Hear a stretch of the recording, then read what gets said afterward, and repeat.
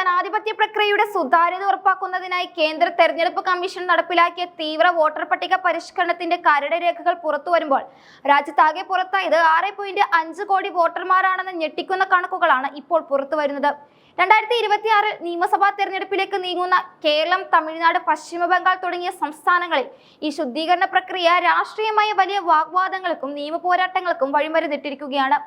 വ്യാജ വോട്ടർമാരെ ഒഴിവാക്കാനും പട്ടികയിലെ പിഴവുകൾ തിരുത്താനും ലക്ഷ്യമിട്ടാണ് ഈ പരിഷ്കരണം നടത്തിയതെങ്കിലും ഇത്രയധികം ആളുകൾ പുറത്തായത് വരാനിരിക്കുന്ന തിരഞ്ഞെടുപ്പ് ഫലങ്ങളെ അട്ടിമറിക്കുമോ എന്ന ആശങ്ക വിവിധ രാഷ്ട്രീയ പാർട്ടികൾ പങ്കുവയ്ക്കുന്നുണ്ട്. രാജ്യത്തെ ഏറ്റവും വലിയ സംസ്ഥാനമായ ഉത്തർപ്രദേശിലാണ് വോട്ടർ പട്ടികയിൽ ഏറ്റവും വലിയ വെട്ടിനിരത്തൽ നടന്നത് എന്നതും ശ്രദ്ധേയമാണ്.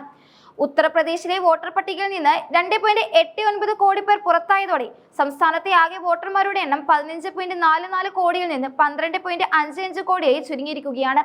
ഏകദേശം 18.7% വോട്ടർമാരാണ് ഇവിടെ പട്ടികയ്ക്ക് പുറത്തായത്. ഇതിൽ 46.23 ലക്ഷം പേർ മരണപ്പെട്ടവരാണെന്നും 2.17 കോടി പേർ മണ്ഡലങ്ങളിൽ നിന്ന് താമസം മാറിയവരോ കാണാതായവരോ ആണെന്നാണ് തിരഞ്ഞെടുപ്പ് കമ്മീഷന്റെ വിശദീകരണം. കൂടാതെ 25.47 ലക്ഷം പേർ ഒന്നിലധികം സ്ഥലങ്ങളിൽ വോട്ട് രേഖപ്പെടുത്തിയതായും കണ്ടെത്തിയിട്ടുണ്ട്. യു.പിയിൽ ലക്നൗ, ഗാസിയാബാദ് തുടങ്ങിയ നഗരപ്രദേശങ്ങളിലാണ് ഏറ്റവും കൂടുതൽ ആളുകൾ ഒഴിവാക്കപ്പെട്ടത്. രാഷ്ട്രീയമായി ഏറെ പ്രാധാന്യമുള്ള യു.പിയിൽ ഇത്രയും വോട്ടർമാർ കുറയുന്നത് വരാനിരിക്കുന്ന തെരഞ്ഞെടുപ്പ് തന്ത്രങ്ങളെ അടിമുറി മാറ്റാനും സാധ്യതയുണ്ട്. പശ്ചിമ ബംഗാളിലും വോട്ടർ പട്ടിക പരിഷ്കരണം വലിയ രാഷ്ട്രീയ കോളിളക്കമാണ് ഉണ്ടാക്കിയിരിക്കുന്നത്. ഇവിടെ 58 ലക്ഷം പേരാണ് കരട് പട്ടികയിൽ നിന്ന് ഒഴിവാക്കപ്പെട്ടത്. ബംഗാളിലെ കൊൽക്കത്ത, നോർത്ത് ഉൾപ്പെടെയുള്ള മേഖലകളിൽ വൻതോതിൽ വോട്ടർമാർ കുറഞ്ഞത് ഭരണകക്ഷിയായ തൃണമൂൽ കോൺഗ്രസിനെ ചൊടിപ്പിച്ചിട്ടുണ്ട്.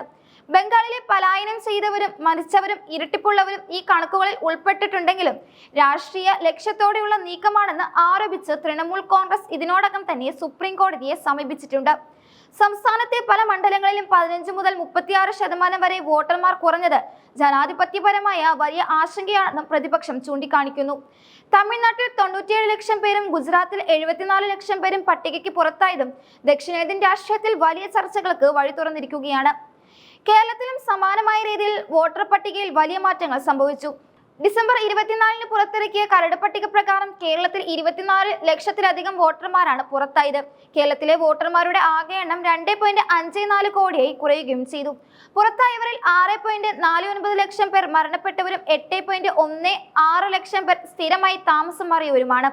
കൂടാതെ 6.45 ലക്ഷം പേരെ BLOമാർക്ക് കണ്ടെത്താൻ കഴിഞ്ഞിട്ടില്ല എന്നതും ദുരൂഹത വർദ്ധിപ്പിക്കുന്നു. കേരളത്തിലെ നിയമസഭാ തെരഞ്ഞെടുപ്പ് മുന്നിൽ കണ്ടുകൊണ്ടുള്ള ഈ നീക്കം തങ്ങളുടെ വോട്ടർ ബാങ്കിനെ ബാധിക്കുമോ എന്ന ഭരണ പ്രതിപക്ഷ മുന്നണികൾ ഒരുപോലെ ആശങ്കപ്പെടുന്നുണ്ട്.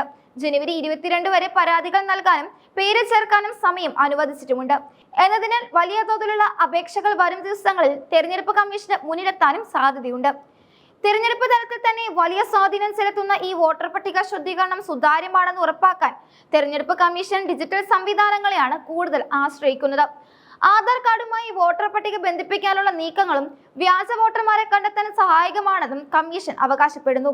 എന്നാൽ ദരിദ്രരും സാധാരണക്കാരുമായ വലിയൊരു വിഭാഗത്തിന് രേഖകൾ സമർപ്പിക്കാൻ കഴിയാത്തത് മൂലം അവരുടെ വോട്ടവകാശം നഷ്ടപ്പെടുമോ എന്ന ആശങ്ക മനുഷ്യാവകാശ പ്രവർത്തകരും ഉയർത്തുന്നുണ്ട്.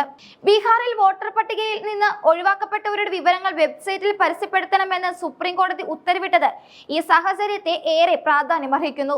എല്ലാ സംസ്ഥാനങ്ങളിലും ഒഴിവാക്കപ്പെട്ടവരുടെ പട്ടികയും അതിനുള്ള കാരണവും പൊതുജനങ്ങൾക്കായി ലഭ്യമാക്കണമെന്ന ആവശ്യവും ശക്തമാണ്.